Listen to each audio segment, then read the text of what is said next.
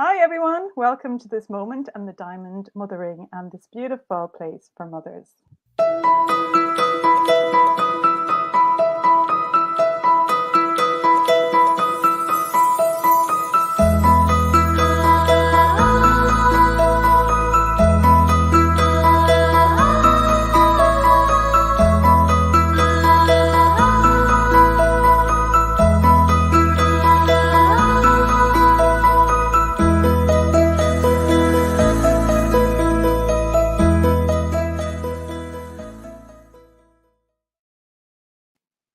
Welcome back everyone, absolutely thrilled to have you all here again for our Friday night, Saturday morning show, and we hope you're all keeping really well. And tonight we have a show that we're going to talk about emotional security, and I'm going to ask Lisa a little bit about that for her to explain her insight into what she feels emotional security is, the importance of understanding what that is, how that we can create that emotional security within ourselves, and then how does that show up in our relationships in the world, and how does that kind of increase our happiness, and what does that mean for us, in a kind of how to transform our lives really. So Lisa, I'd love you to kind of just to start by explaining what is emotional security to people that have no idea what that is, and to gives a deeper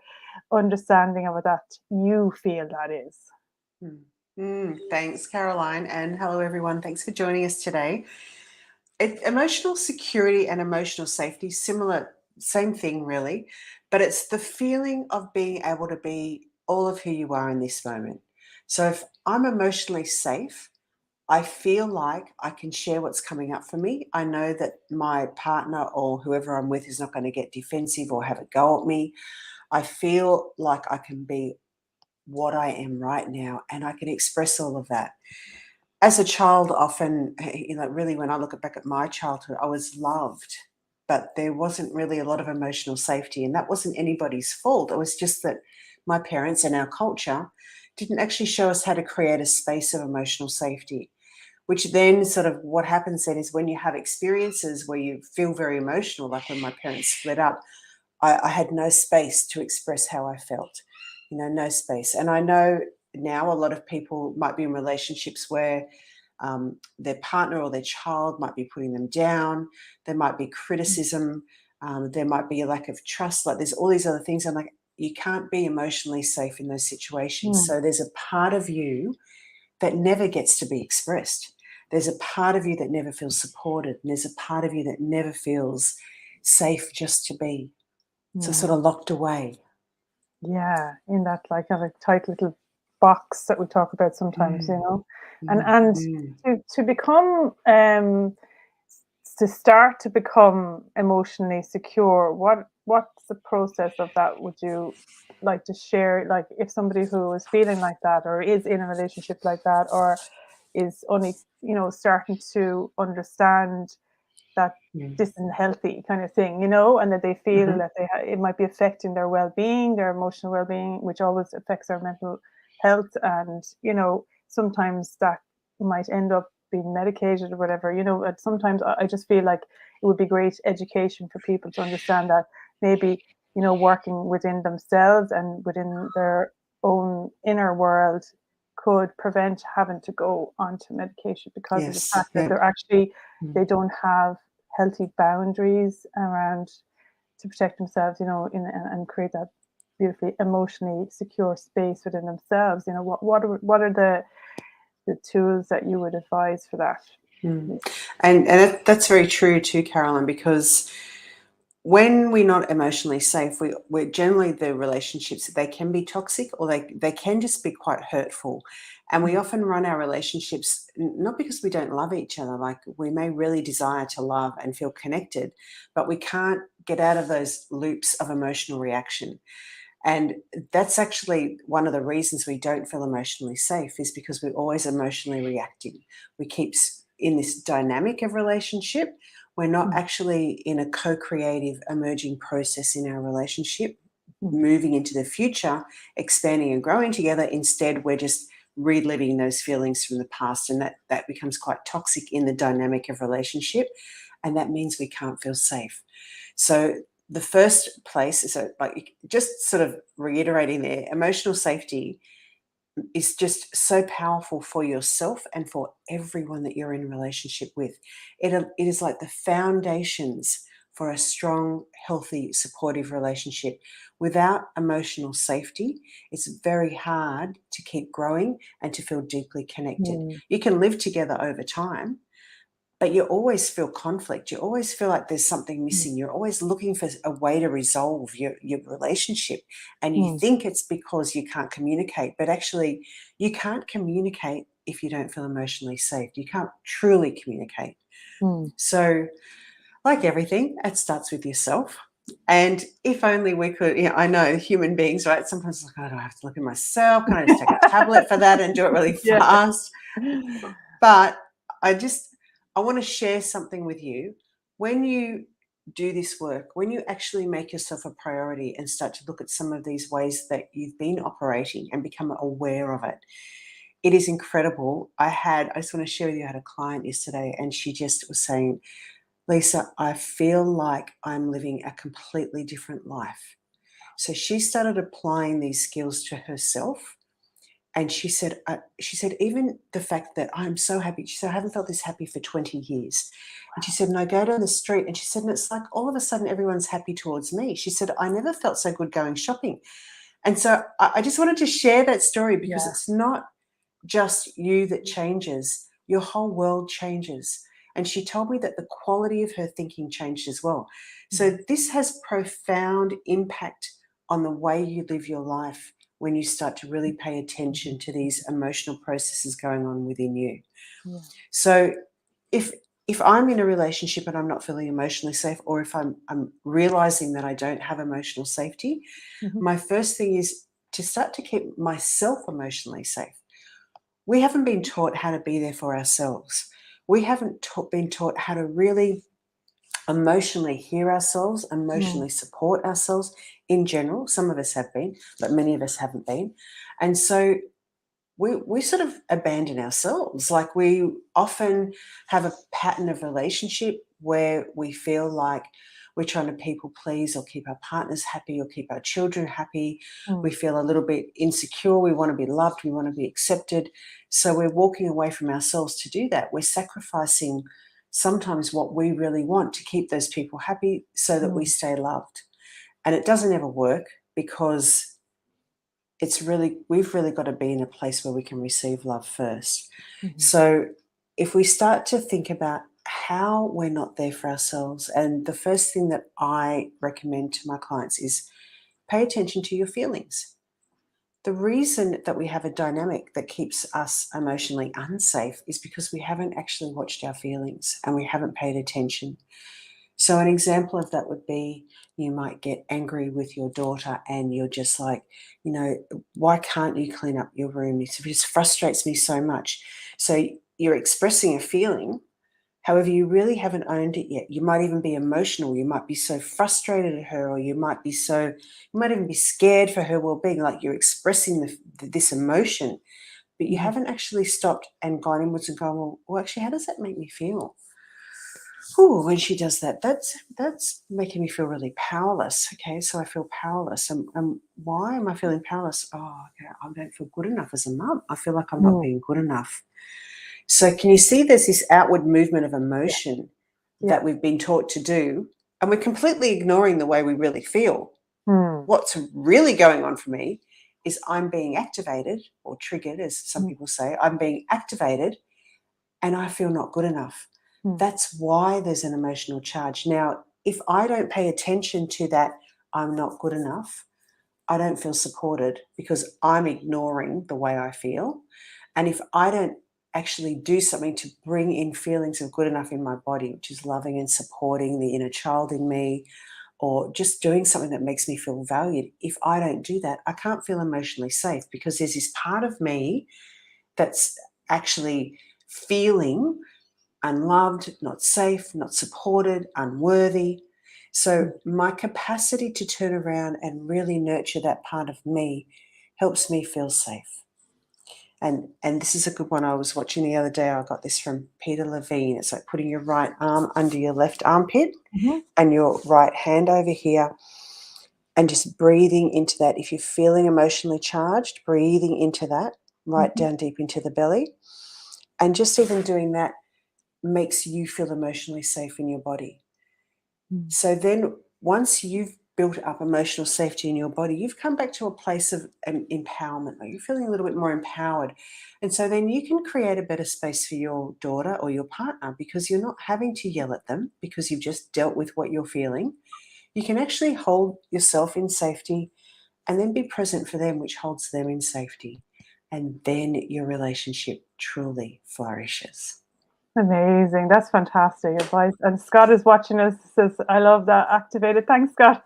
Yeah, like that's so amazing. It's so important because it's like that insecurity that we feel inside really, but when we're getting cross and we're getting angry and you're kind of you're throwing your emotions out onto other people kind of thing, but really you're not owning that, you're not owning the fact that you're feeling insecure within yourself. And it's kind of it's an emotional immaturity, really, isn't it? Because you're not mature, even though you might be of a certain age, but that maturity, that immaturity, emotional immaturity is not supported in yourself. So it's like your foundations, as you said, just aren't strong enough to support sustainable relationships and true relationships, Relationships that grow, right? And yeah, that's true what you said about emotion, because the more I work with people, the way I see it is that we have a timeline. We grow up from being a child to an adult, but our emotions don't have a timeline. They exist in the present moment. So the emotions that you didn't deal with when you were 2 still exist in the present moment. They don't go anywhere. So they're like this big energy force that we live with, because they don't have a timeline. So these are constantly being activated in the moment by our interactions. And the reason they're activated is so we have the opportunity to actually see them. But we haven't been taught that discerning line between, like I can say, well, when he does this, I feel really angry, or when she does that, I feel so upset, and I'm telling you about my feelings, but I still haven't owned them. I haven't turned around and gone, what is that really? Like, what is that? What is it that I'm really feeling? What is underneath that? And then owning that. And that process is really powerful, because you start to be there for yourself. You don't feel abandoned anymore. You feel safe, and you can actually then give that to others. Yeah.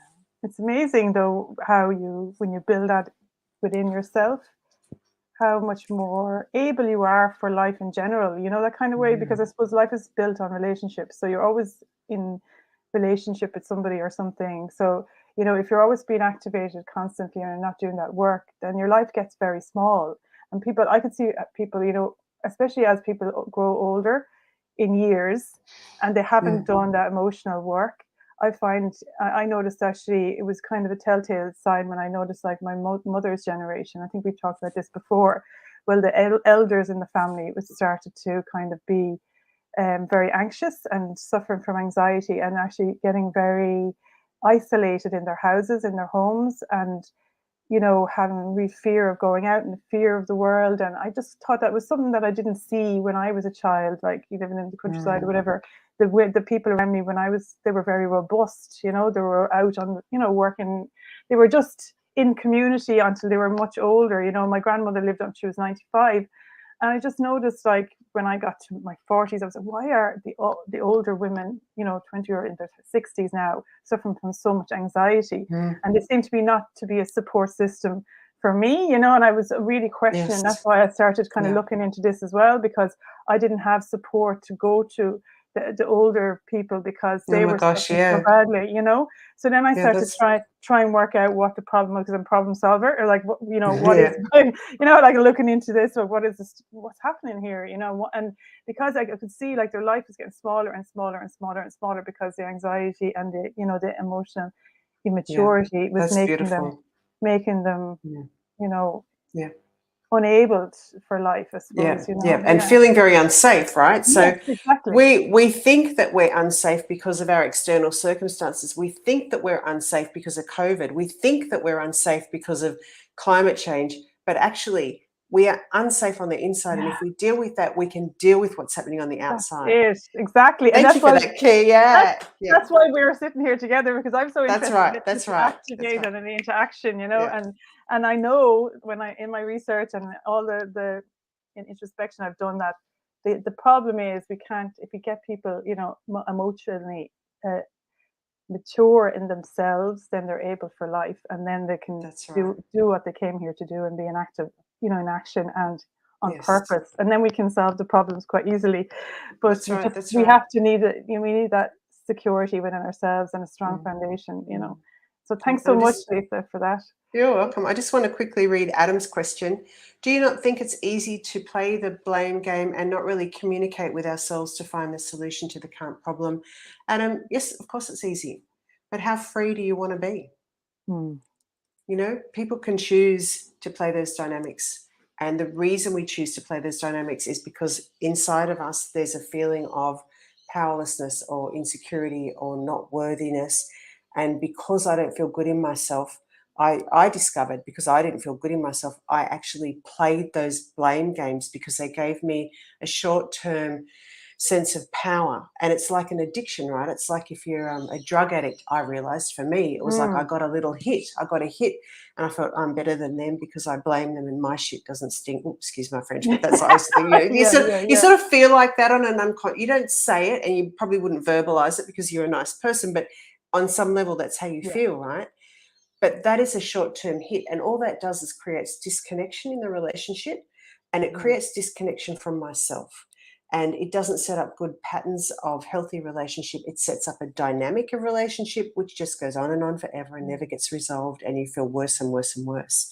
So it takes courage, and it takes determination, and it takes willingness and openness to decide, I am going to actually look at this and I'm going to find out how to do it properly. I'm going to practice it. And it's not hard. You just look for the feeling, because I want to be free, because I want to stop this pattern. I'm finally sick of this loop going on and on and on. It's so important. That's helped. Yeah, and absolutely, because it's also, if you're in that dynamic, you're attracting that dynamic again and again and again. You can't break out of it. That's what we're talking about, the security, emotional security within yourself. Then it just completely it designs your world, doesn't it? It does, yeah. And it's amazing how the opposite does the same. Like I was telling that client, like you wouldn't think that me doing work on myself and finally coming back to my true self and feeling happy would actually change my shopping experience, right? But it does, right? It does, because that's what I take out into the world and it comes back. So in these times, in these chaotic times, I highly recommend you look to keeping yourself emotionally safe and secure, loving yourself and being there for you so that you can deal with what's happening on the outside in a very grounded and centered way. Yeah. And we're here to guide you. And thank you, Scott, because I love listening to amazing humans. Always learn more about Thanks, Adam. So good to you. So nice to your comments. Appreciate it a lot. Thanks, guys, for listening. And thanks, everyone. We'll be back on Monday for another key. Lisa's, I think we're under fourth or fifth key at this stage. So fourth key. Tune back in again, because we'll hear more about the emotionally powerful mother on Monday. Okay, have a great weekend, everyone. Thanks, everyone. Bye.